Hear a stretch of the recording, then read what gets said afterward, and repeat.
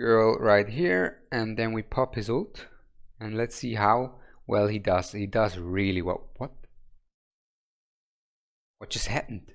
There goes Sadie. So Sadie is great here because all we need to do is just make it to the boss and get rid of that boss. Down goes Eunomia. Now we got 3.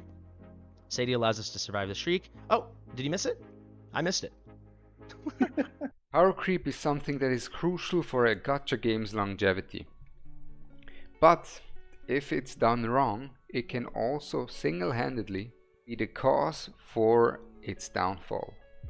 And I've seen a lot of comments lately about power creep, and rightfully so, right? With the release of Boreas and Praetus, there has been a new standard set for new heroes, and that will have some consequences.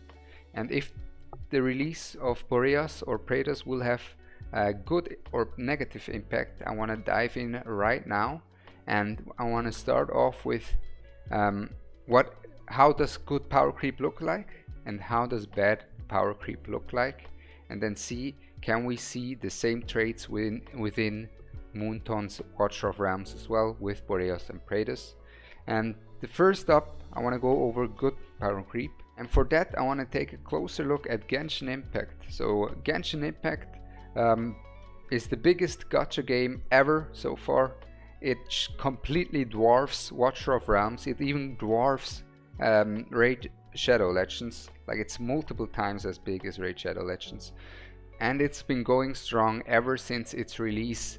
And this also due to the way they handle power creep, because it's not like they don't release stronger characters. It's essential for a gacha game to release stronger and stronger characters to bring the players an incentive to play the game and spend some money. And therefore, with new characters will be new content that is harder and adjusted to the strength of the new characters. Because let's say if you have a character with 10 who can deal 10 million damage with 1 auto hit in Watcher of Realms, will people really get him because he deals 10 million damage if you don't need that 10 million damage with 1 auto hit? No. But when they will get him is when you make content that requires you to hit for 10 million per auto hit. And then you have another incentive to play this game to get this character. But what that means is not only the heroes get stronger, but the content gets harder as well. And therefore all the other heroes will fall behind in content, and this will be an accelerated chain. A chain of events that just keeps on rolling. It snowballs and snowballs out of control eventually, because you really have to adjust the new content to the new heroes. Because if you have that character that deals 10 million damage per auto hit but no content where he is required, people that get this character will get bored. Yeah, they will get bored because the game will be just too easy for them at this point. And the other problem is, when you make it harder then for these people, the other people that don't have that new completely overpowered, overtuned hero will be frustrated. So it's on both sides a negative end, yeah? And then once you have reached the point where you put out such an overpowered unit, there is basically no going back other than trying to at least nerf that unit in any kind of way. There's a way you could directly nerf that unit, but that also would upset people that spend money to get that unit, right? And it would make people more cautious to spend money on future heroes that look powerful, right? So they don't really want to do that as well. And on top of that, you could also nerf specific heroes by indirectly nerfing them. So for example, if there is a unit that deals a lot of AoE damage, you specifically start and make less AoE focused content and more of single target content to just indirectly nerf their value a bit, right? This is also something they can do. But in the end, if you have such overpowered unit, there's gonna be problems, and that exact powerful unit is Praetus. Praetus is way too strong, and no, And quite frankly, I don't know what Moonton has been thinking when they designed that hero. I don't know. But just reading through his kit, the first time I read through his kit, I thought I misread it, and I thought I didn't understand it properly, because the numbers seemed so much out of this world.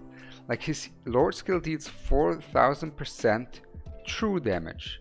4000% true damage, right? We have units that deal 500% of their damage in magic damage, or in physical damage with their ultimate, and he deals 4000 true damage over the entire map. That's the main problem, over the entire map. It's ridiculous, and it's way too powerful, and it has to be nerfed, because otherwise these things that I just mentioned will happen. And yes, you can say, okay, but hey, look, Praetus has such a low drop rate, he's so rare, not many people have him. Yes, but it will still have these consequences. That's the problem. It will still make people that have him feel like, what am I supposed to do now? Like, he wipes everything, right? He wipes completely everything out of the map. It will be fun for a few weeks, and after that they'll get bored. So either you have some bored players with Praetus, or you will have some frustrated players who don't have Praetus because you adjust the difficulty of the game. That's the problem. Praetus is way too strong. And about Boreas, what I can say, we can take a look at Boreas, and there is some justification to him. And I don't think there is a problem if Moonton does it right, if they do it similar to Genshin Impact. Because like I said, Genshin Impact has been able to balance it quite well with the power creep. And how they did it basically is to slow down the snowball that happens from power creeping. To slow down that specific power creep, they specifically only release like super powerful units every few months, and between them they release new heroes that are nice, of course, but they don't power creep the others. They don't power creep, they're just strong, but that's it. And then every 4-5 months, let's say every 4 months, they hit you with a bam, boom, explosion, new monster is here. And this way the game doesn't accelerate too quickly, and that snowball of power creep won't accelerate too quick, making people frustrated, making the game just not feel like it's worth playing, right? So this is the only way they can make it, and this is how Genshin Impact made it. And I think Boreas and Watcher of Realms has been fine so far, right? The normal summoning pool has been fine so far. Because yes, Boreas is super strong, right? I don't see a reason why he should have the highest damage, AoE damage, the longest range, and on top of that stun lock with the freeze and anti-healing. Like, you either give him the highest damage, you either give him the longest range, or you give him strong damage with long range, or strong damage with stun and anti-healing. But everything together is massive, right? He's super strong. But even though he is borderline broken, I still believe that Boreas won't be a problem for the future, because if they don't make another Boreas every month, it's gonna be fine. As long as they don't make a new Boreas every month, it's gonna be fine. And that's where I'm on the edge a bit, because in the normal summoning pool we have had a pretty good rate of new heroes, but in the Ancients there has been some powerful heroes released, some really strong heroes lately, and people who saw my legendary Lord for chaotic video have seen that there's a lot of strong units on their way as well.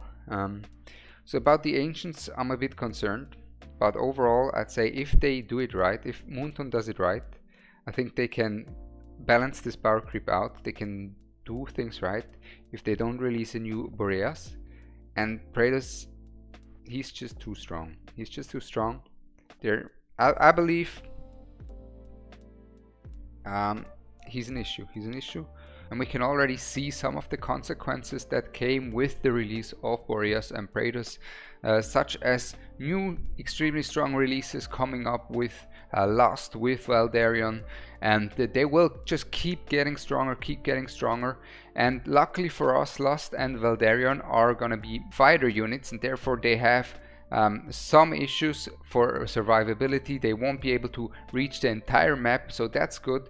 But really, releasing characters that can reach the entire map, such as Boreas, such as Praetus, they're a big problem, and they forced the Moonton to release and bring new extremely powerful characters like Lust, like Valderon, because otherwise people wouldn't get hyped anymore. So we can already see the consequences that someone like a Praetus brought up on ourselves. Now I don't think the consequences of Lust or Valderon are gonna be bad, because like I said, they will have will be extremely strong, but I don't believe they will completely break the game, because they just can't reach the entire map and therefore can't be just used everywhere, but they're gonna be extremely strong, and there's more of that coming. And at the beginning it might sound good, but if they don't really do it right, if they don't tweak the numbers really well, it's a thin line they're walking, and it's a dangerous path they've taken with the Praetus release.